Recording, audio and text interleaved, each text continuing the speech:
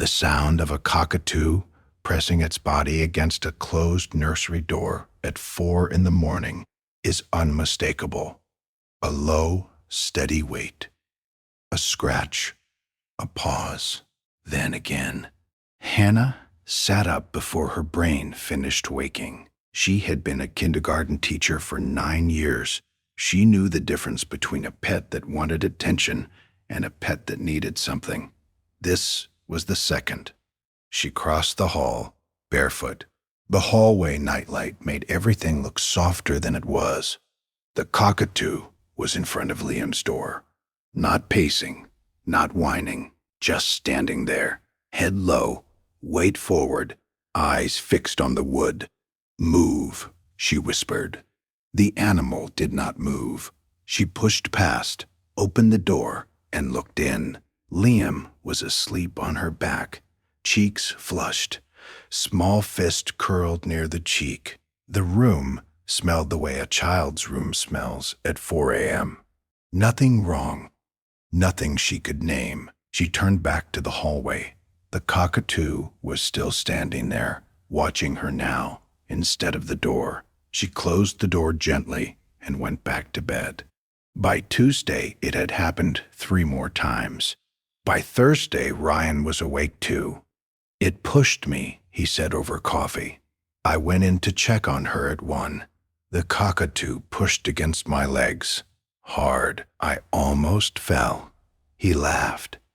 But it was the wrong kind of laugh. The laugh of a man who had not yet decided what story he was going to tell himself about what was happening in his house. Hannah did not laugh. She had been thinking about it for 4 days. "It's possessive," she said. "I've seen this before with families.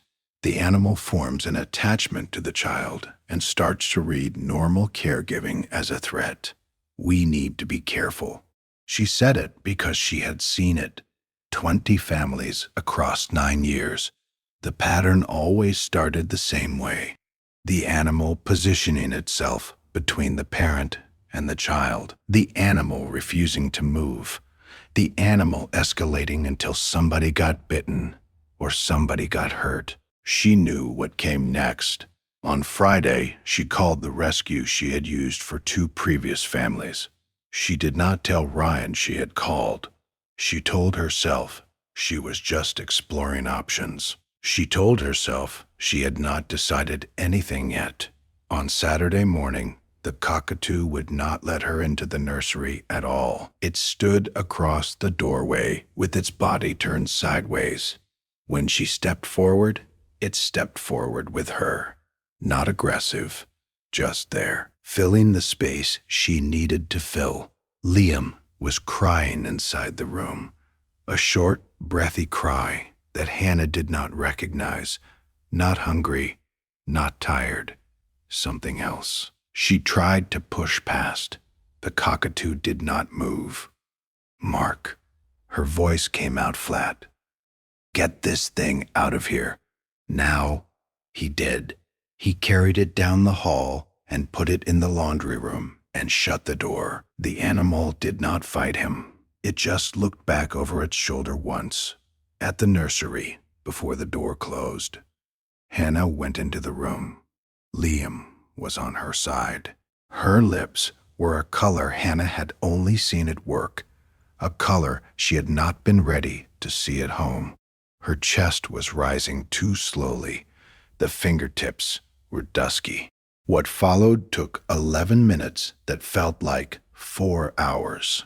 The 911 call, the voice on the phone telling her exactly which way to position the child, the lights of the ambulance turning the bedroom blue and red and blue and red, the IV, the oxygen mask the size of Liam's whole face. In the hospital, hours later, the ER physician who took over the case sat down across from her with a chart in his hand.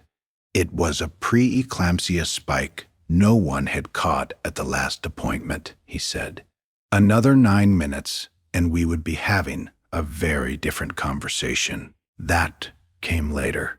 She, just nodded the way you nod when you do not yet know what to do with what you have just been told. Was she symptomatic before this morning? The doctor asked. She thought about the door, about the nights, about the cockatoo standing in the hallway at 4 a.m., with its eyes fixed on the wood like the wood was a problem it was trying to solve. Maybe, she said. I think, yes. She drove home alone that afternoon. The car was very quiet. Ryan stayed at the hospital with Liam. The streetlights were just coming on. She opened the laundry room door, and the cockatoo did not run out. It walked slowly, the way an animal walks when it is not sure if it is still in trouble. She knelt down on the kitchen floor. She did not say sorry. She had not earned it yet. She put her hand on the back of its neck and let it lean its weight into her palm. The cockatoo closed its eyes.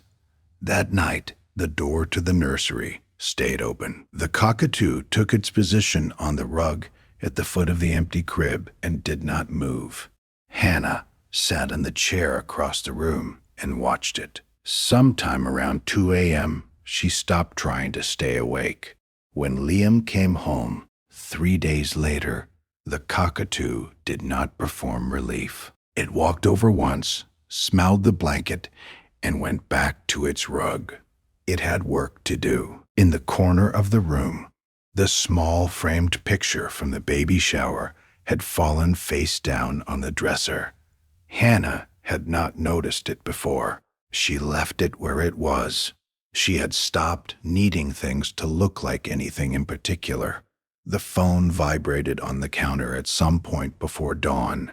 She did not look at it. She watched the rise and fall of the small chest in the crib and the steady weight of the animal on the rug at her feet, and she thought about how many other parents, in how many other houses, in how many other towns, had been one closed door away from a story they would never learn the ending of. She would tell this one, eventually, not yet.